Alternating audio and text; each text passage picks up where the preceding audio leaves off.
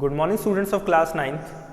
In the previous video we have discussed about the classes that were in the French society during the mid 18th century, and today we are going to discuss about them in detail, that what were the classes and how were they further subdivided if they were. Okay. So, as we have already studied that during the French Revolution, the classes were divided in the French society, and the name of those classes was, the uppermost class was the clergy. The second class was known as nobility, and the third one was, first of all it was clergy, second was nobility, and the third was consisting of the remaining students, remaining people, sorry, not students, remaining people. Okay. So, let us first of all talk about clergy. In the previous video, like I have said, that clergy was the uppermost class. It was the uppermost class in the French society at that time. So, clergy basically consisted of the people who were belonging to church, and in your books it is written that the clergy was the privileged estate that owned 10 to 15% of the land. The French Catholic Church retained wide scope of powers. The clergy was divided into upper and the lower clergy, right? So, it was owing about 10 to 15% of the land. How much land it was owing? It was owing around 10 to 15% of the land in France, and it was consisting of the upper Catholic people who were ruling the churches, means जो church के मालिक होते थे उन लोगों का जो है क्लास जो थी वो लोग क्लर्जी क्लास के अंदर आते थे. Now, the clergy class was further divided. Okay, the clergy class was further divided into two classes. One was upper clergy,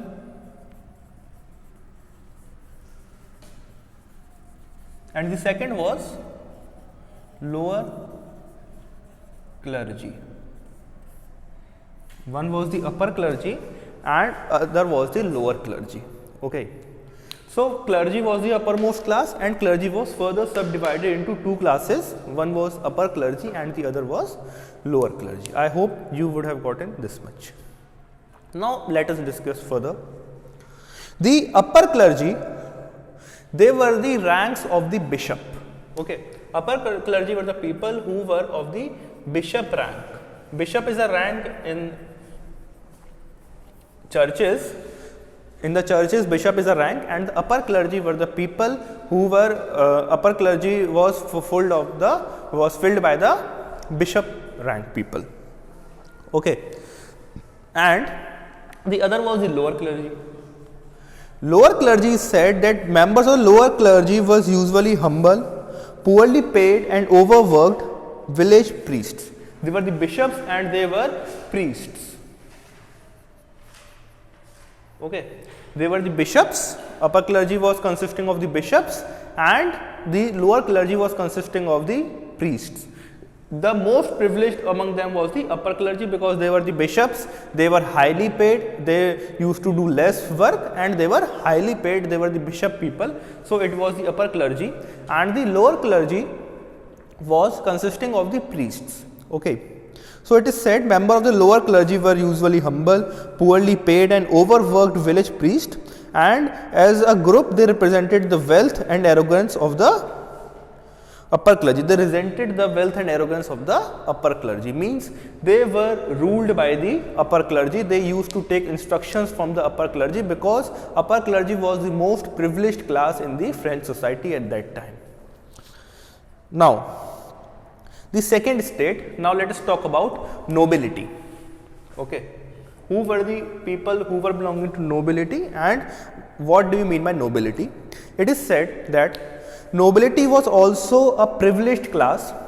They held highest position in the churches, the army and the government. They were the people who were, we can say in normal terms, that they were high rank officers at that time. They were high rank officers. Okay.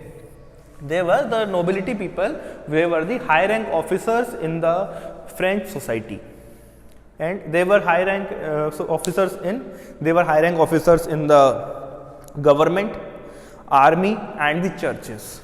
Okay, they were high rank officers in the church, the government and the army, and they were owning about 30% of the land. They were owning about 30% land. Okay, the clergy owned 10 to 15% of the land. They were the uppermost class. Below them was nobility, and they were owing 30% of the land. They were the high rank officers in the army, the government and the churches. Okay, and they were the people who were of high rank who were high rank officers, and as they were high rank officers, they were not compelled to pay any taxes, means they were not charged any taxes.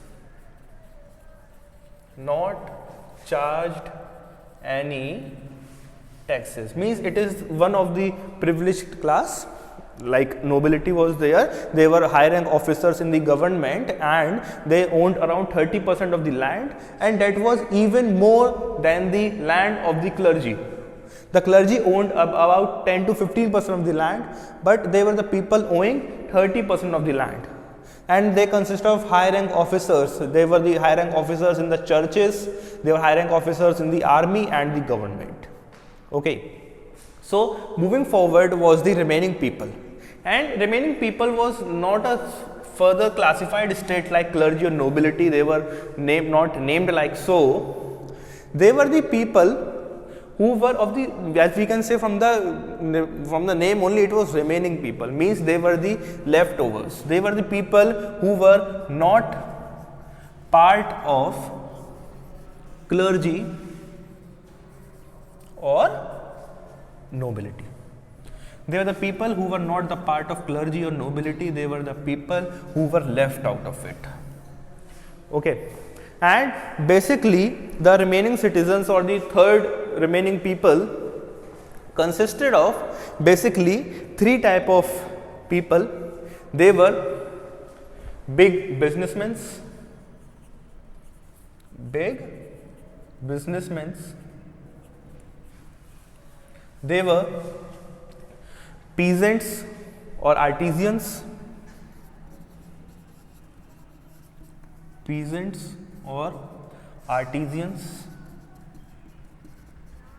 and they were landless peasants. Okay.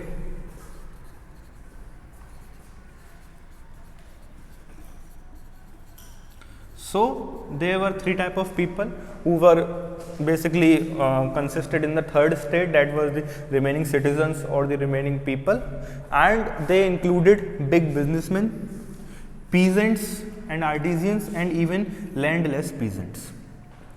They were the people who were the most suffered class. They were the most suffered class, because as we know that if a king wants to run a state or wants to run a country, then he would need taxes. And from the above two classes we have understood that they were the people who were not paying taxes because they were the part of the church, and church people in the French society were considered of higher classes, and they were not allowed and they were not imposed of taxes on them. The taxes were not imposed. The nobility people were the people on whom taxes were not charged, because they were the people who belonged to higher rank officers, and they even held 30% of the land. Right. Now they were the people who were the biggest sufferers because they were of lower classes according to the society at that time, and they were the people who were to pay taxes. Okay, they were the people who were to pay taxes. The big businessmen were the people who had to pay taxes. They were the peasants or the artisans and or the landless laborers. Okay, and you must also remember that at that time the term used for businessmen, in the French society was bourgeoisie. It is a very difficult word to pronounce for me. It is BOUR